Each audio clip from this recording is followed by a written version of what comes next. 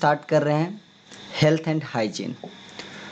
तो चलिए देखते हैं चैप्टर 5 हेल्थ एंड हाइजीन को स्टार्ट करते हैं। सबसे पहले लर्निंग ऑब्जेक्टिव्स, ये भी मतलब मिड रेंज की चैप्टर है, ना तो बहुत लंबा ना तो बहुत छोटा, ठीक है।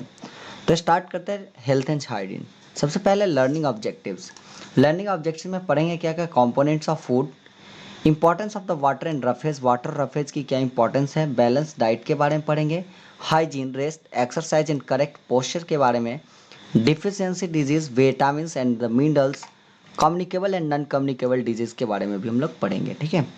तो चलिए स्टार्ट करते हैं चैप्टर के। सबसे पहली मैं बात करूँ तो health is a state of being free from illness और इंजरी, ठीक है ना। ये कहता है कि health is a state of being मतलब एक ऐसा स्टेट होता है जो कि इलनेस या इंजरी से फ्री होता है, ठीक है ना। मतलब हेल्दी का मतलब होता है कि आपके अंदर कोई इंजरी या इलनेस नहीं होनी चाहिए। We must eat proper food, और इसके लिए हमें हमेशा एक प्रॉपर फूड खाना पड़ेगा जिसके अंदर सारी न्यूट्रिएंट्स अवेलेबल हो, ठीक है ना। ड्रिंक क्लीन वाटर, हमें क्लीन पानी पीने होंगे। एक्सरसाइज रेगुलरली एक्सरसाइज करना होगा। रेस्ट प्रॉपरली, जितना ज़रूरत है उतना रेस्ट करना होगा। 8 घंटे सोने होंगे, नींद भी लेने होंगे। Keep our surrounding clean and to be fit and fine, और हमारे सराउंडिंग्स को भी क्लीन रखने पड़ेंगे, उन्हें फिट और फाइन भी रखने पड़ेंगे इन्हें पे, ठीक है। अब हम बात करते हैं कंपोनेंट्स ऑफ फूड की, ठीक है। फूड के अंदर क्या क्या कंपोनेंट्स होते हैं।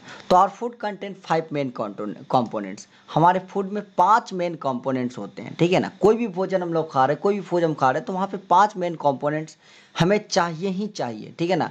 हम कोई भी भोजन खा रहे हैं तो हमें ध्यान रखना होगा कि ये पाँचों कंपोनेंट्स हमें वहाँ से मिल रहा है या नहीं मिल रहा है, क्योंकि ये 5 मेन कंपोनेंट्स बहुत जरूरी है हमारे शरीर के लिए। वो क्या है, तो proteins, carbohydrates, fats, minerals, vitamins, ठीक है ना। ये पांचों जो चीज़ है, protein, carbohydrate, fat, minerals and vitamins, ये पांचों आपके लिए सबसे मेन कंपोनेंट्स हैं। These components call the nutrients, और इन्हीं कंपोनेंट को हम लोग क्या बोलते हैं, न्यूट्रिएंट्स, ठीक है ना।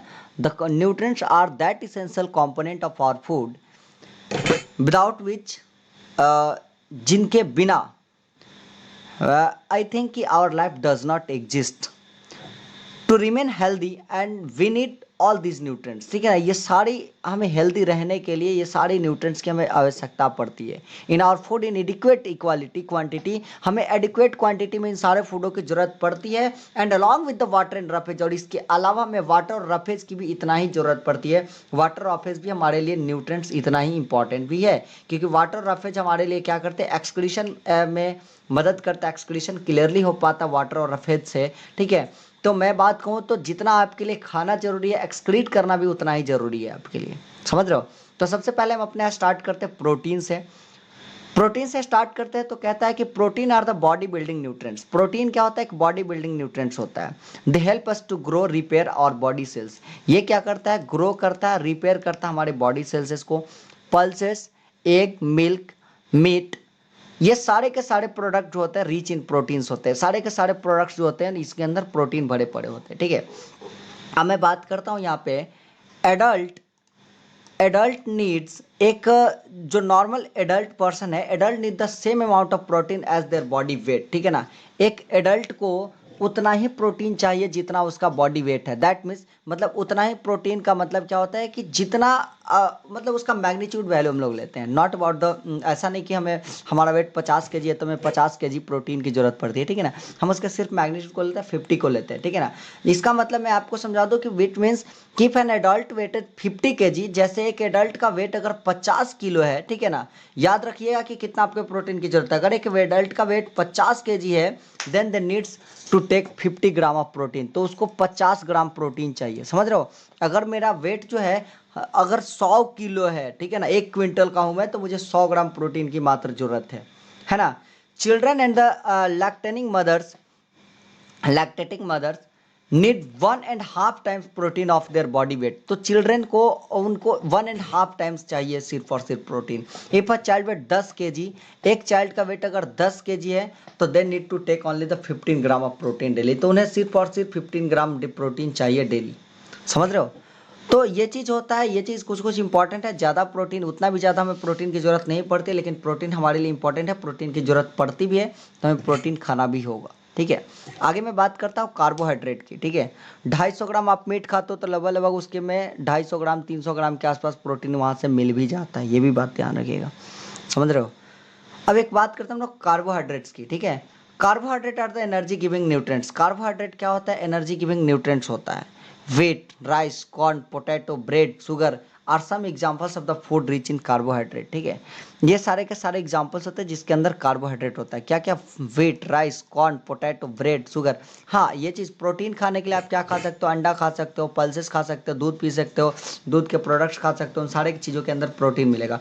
कार्बोहाइड्रेट के लिए क्या है कि कार्बोहाइड्रेट एक एनर्जी गिविंग न्यूट्रिएंट्स होता है। याद रखिएगा, carbohydrate are the energy giving nutrients, ठीक है ना। इसके अंदर क्या क्या आता है? Wheat, rice, corn, potato, bread, sugar, ये सारे के सारे एग्जांपल्स हैं जिसके अंदर वो उस फूड के एग्जांपल्स है जिसके अंदर कार्बोहाइड्रेट अवेलेबल है, जिसके अंदर कार्बोहाइड्रेट है। ओके, तो आगे नेक्स्ट हम लोग बढ़ते हैं आगे।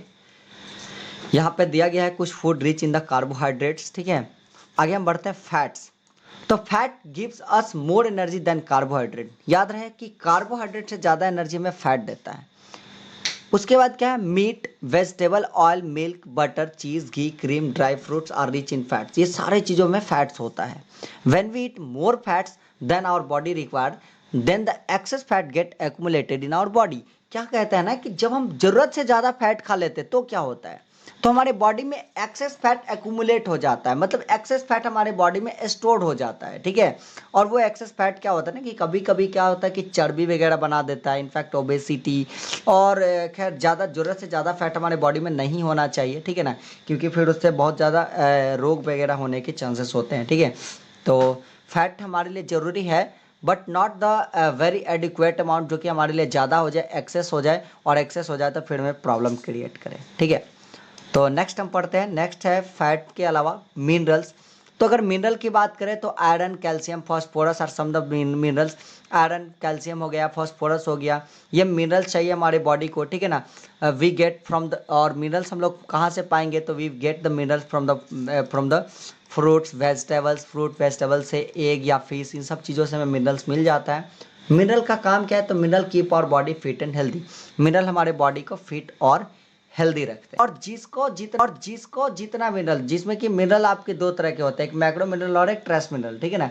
तो मिनरल जितने अमाउंट में होते हैं उनको बांट दिया गया है, ठीक है ना। कुछ मिनरल हमें ज़्यादा अमाउंट में चाहिए, कुछ मिनरल हमें कम अमाउंट में चाहिए होते हैं, ठीक है। तो फिर भी हमें फल वगैरह खाते रहना चाहिए ताकि हमारी कुछ कुछ मिनरल्स की रिक्वायरमेंट कंप्लीट होते रहे, ठीक है। उसके बाद है आगे जो है आपका विटामिन्स। तो vitamins fight with the disease and keep our body healthy. Vitamins हमें क्या करता है? याद रखिएगा कि डिजीज से फाइट करता है and keep our body healthy, हमारे बॉडी को हेल्दी बनाता है। तो आपके शरीर में प्रॉपर विटामिन मिलना भी आपके लिए उतना ही इंपॉर्टेंट है। We get vitamin from fruits. Vitamin हमें कहाँ से मिलेगा? तो we get vitamin from fruits, green leafy vegetables, egg या फिश, इन सब चीज़ों से हमें क्या मिल सकता है? विटामिन मिल सकता है, और हम लोग खाते हैं, ठीक है ना। तो आप ग्रीन लीफी वेजिटेबल्स खाते हो, अंडा खाते हो, मीट मछली खा रहे हो, और अगर दूध पी रहे हो, सिर्फ और सिर्फ आप दूध ही पी रहे हो ना डेली, तो दूध के अंदर तो कंप्लीट फूड होता है, उसके अंदर भी बहुत सारे विटामिन आपको मिल जाते हैं, ठीक है। तो आप एटलीस्ट कम से कम दूध हमेशा कंज्यूम करना स्टार्ट करो, हमेशा दूध आपको पीना ही पीना चाहिए, ठीक है। उसके बाद है role of water and roughage. अगर वाटर और रफेज की बात करें हमारे शरीर में कि वाटर और रफेज की क्या रोल है, तो along with the nutrients diet, nutrient diet के अलावा water and roughage also plays a very important. Water भी और रफेज भी हमारे बॉडी के लिए बहुत ही इसेंशियल है। Water get rid of the wastage from our body, ठीक है ना, in the form of the sweat and urine. पानी जो क्या करता है कि जो वेस्टेज होता है ना, जो वेस्ट प्रोडक्ट होता है हमारे बॉडी के अंदर, वो क्या करता है? उसको अपने अंदर मिला करके और हमारे शरीर से बाहर निकाल देता है। बाहर निकालता है किस फॉर्म में? तो पहले वेस्ट के फॉर्म में, मतलब स्वीट के फॉर्म में।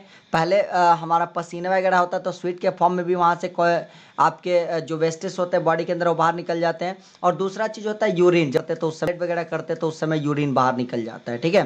तो यूरिन के साथ वहाँ भी हमारे शरीर से वेस्टेज बाहर निकलते हैं। It help us to maintain the body temperature, और ये हमारे बॉडी टेम्परेचर को मेंटेन करने में मदद करता है। Roughage help in the removal of undigested food from our body. ये क्या करता है? रफेज की अगर बात करें तो अनडाइजेस्टेड फूड अगर जो हमारे बॉडी के अंदर है तो उसको रिमूवल में भी ये क्या करता है? रफेज मदद करता है। रफेज प्रेशर बनाता है और उससे क्या होता है कि अनडाइजेस्टेड फूड भी वहाँ से रिमूव हो जाते हैं, ठीक है।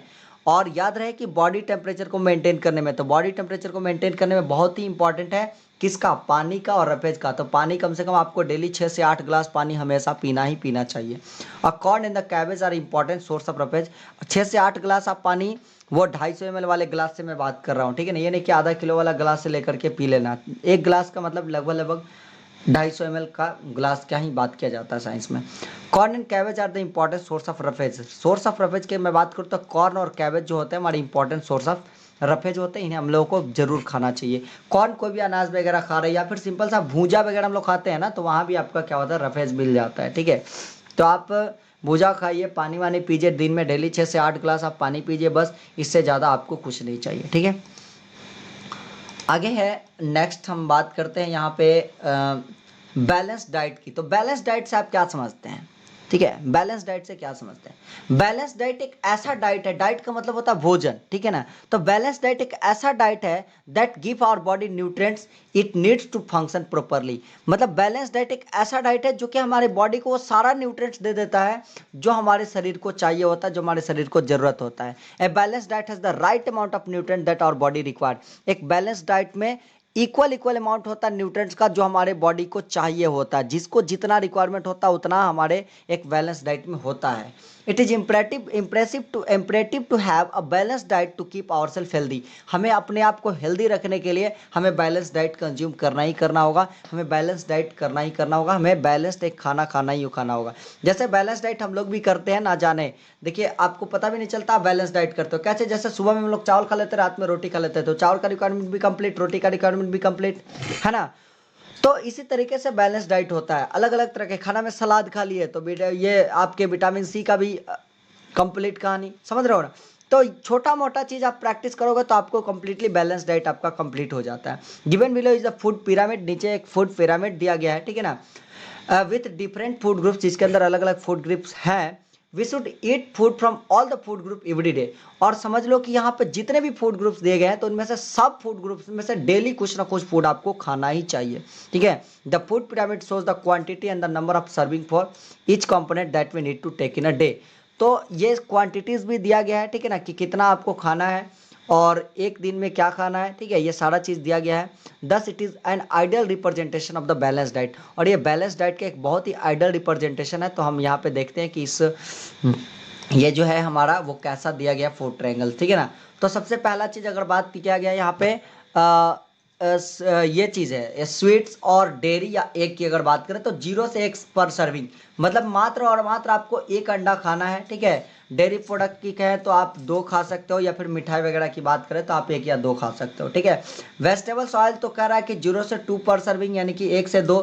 मतलब इसमें क्या होता है कि वेजिटेबल ऑयल आप खाना है, बस इतना समझ लो कि वेजिटेबल ऑयल में, मतलब आप सब्जी बना लेते हो सिर्फ और सिर्फ वेजिटेबल ऑयल में, तो आपका यहाँ पे काम खत्म हो जाता है। बात करते हैं नट्स और सीड्स की। तो नट्स और सीड्स की तो 1 से 2 पर सर्विंग का मतलब होता है नट्स और सीड्स। अगर आप जैसे आलमंड वगैरह होता है तो आलमंड वगैरह आप क्या करते हो कि अगर 1-2 आलमंड भी खा लेते हो तो भी आपका काम खत्म हो जाता है। ठीक है, बाकी अगर आप नॉर्मल छोटा मोटा बाकी सारा चीज़ कोई भी नट्स वगैरह होता है तो 2-4 नट्स, 5 नट्स, 6 नट्स खा लिए, मुश्किल से दिन में 10 नट्स भी खा लिए ना तो आपका काम कंप्लीट हो गया, बहुत हो जाता है वो। ठीक ठीक है, आगे मैं बात करता हूँ फूड की, फ्रूट्स की और वेजिटेबल्स की। तो फ्रूट और वेजिटेबल्स की 6 से 9 सर्विंग यहाँ पे दिया गया है, ठीक है ना। मतलब कि आपको फ्रूट्स भी खाने हैं, वेजिटेबल्स भी खाने हैं, होल ग्रेन्स भी आपको खाने हैं, ये डेली चीज़, ये सारा चीज़ खाना है। होल ग्रेन्स भी आपको खाना है, मतलब चावल दाल भी खाना है, and at the same time आपको लेगुमिनस या सोया भी अगर आपके खाना में अवेलेबल होता है, ठीक है ना, तो ये भी चीज़ आप लोगों के लिए बहुत ही इंपॉर्टेंट है। A reliable source of vitamin B should be included if no dairy और द एग्स आर कंज्यूम, ठीक है ना। तो इसके अंदर अगर डेयरी या एग नहीं कंज्यूम किया जाता है तो आप B12 की एक्स्ट्रा सोर्सेस ले सकते हो, ठीक है ना।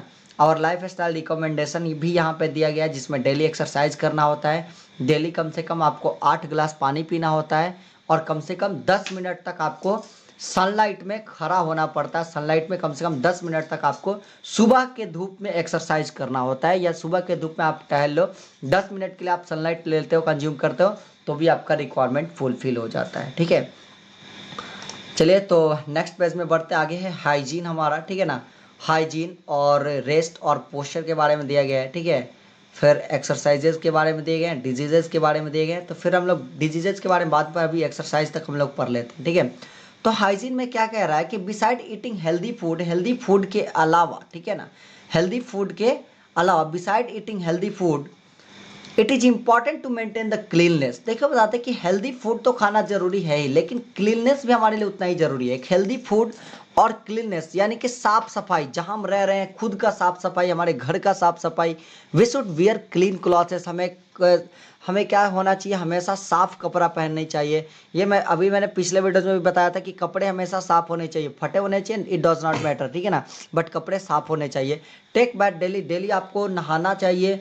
डेली कम से कम दिन में 2 बार आपको दांत साफ करना चाहिए, मॉर्निंग एंड द नाइट, सुबह और शाम, रात को मतलब खाने से पहले और रात में खाने के बाद। वी शुड कॉम्ब और हेयर प्रॉपरली एंड ट्रिम और नेल्स, हमें अपना बाल अच्छे से झाड़ना भी चाहिए, ऐसे ही नहीं छोड़ देना चाहिए, और समय समय पर उसे कटवाना भी चाहिए, ठीक है ना। और हमारे नेल्स को भी ट्रिम करना चाहिए, नेल को भी काटना चाहिए ऑन टाइम, ठीक है। उसके बाद है आपका क्या, रेस्ट।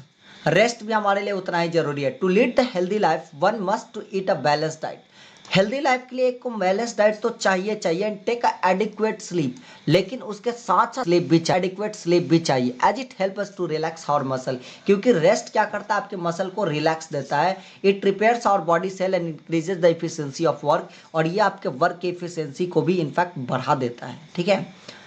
आगे मैं बात करता हूं पोस्चर की, तो we should stand and sit in erect position, हमें हमेशा क्या करना चाहिए, एक इरेक्ट पोजीशन में स्टैंड होना चाहिए या सिट होना चाहिए, बैठना चाहिए। इरेक्ट पोजीशन, इरेक्ट पोजीशन देख रहे हो ना, आपका बैकबोन बिल्कुल सीधा होना चाहिए। घर में ऐसा चेयर है तो ठीक है, नहीं चेयर है तो इस टाइप के चेयर मंगवा लो, इस टाइप के चेयर पे बैठा करो। वो वाला जो चेयर होता है ना जो लग जाते हो पीठ पर, this is not a true posture, ये सही पोस्चर नहीं है। Incorrect posture can lead to the body pain, incorrect posture से क्या होता है कि आपके बॉडी में पेन आ जाते हैं, ठीक है ना, बॉडी पेन होने लगते हैं। We should maintain a proper distance while reading a book, जब भी हम बुक पढ़ रहे हैं तो हमें एक प्रॉपर डिस्टेंस मेंटेन करनी चाहिए। कीपिंग इट टू क्लोज और too far is a strain our eyes, यही नहीं, अगर हम लोग बुक को बहुत नज़दीक रखते हैं, बहुत दूर रखते हैं, तो ये क्या कर सकता है, हमारे आई को स्ट्रेन दे सकता है, हमारे आई को दर्द दे सकता है, दुखा सकता है, आई वाई बतने लगेगा, ठीक है ना, आँख वाँख। तो ये बॉडी पोस्चर भी हमारे लिए बहुत ज़रूरी है। And the last one is that exercise, exercise भी हमारे लिए बहुत जरूरी है। Regular exercise tones of our muscle, regular exercise हमारे मसल को क्या करता है, टोन्स करते हैं, मसल को बढ़ाते हैं, ठीक है ना। And improve the blood circulation in our body, और हमारे बॉडी में ब्लड सर्कुलेशन भी इंक्रीज करते हैं। When we exercise the heart beats at faster rate, जब हम एक्सरसाइज कर रहे होते हैं तो हमारा हार्ट जो होता है ना फास्टर रेट से बीट कर रहा होता है। And more oxygen is taken in and more carbon dioxide vaporise is taken out, तो ज़्यादा से ज़्यादा ऑक्सीजन हमारे शरीर के अंदर जाता है, ज़्यादा से ज़्यादा कार्बन डाइऑक्साइड क्या होता है, बाहर निकलता है। इससे आपका ब्लड सर्कुलेशन बहुत ही अच्छा हो जाता है, और फिर आपके मसल थोड़ा सा एक्सपैंड भी करते हैं, ठीक है। तो रहा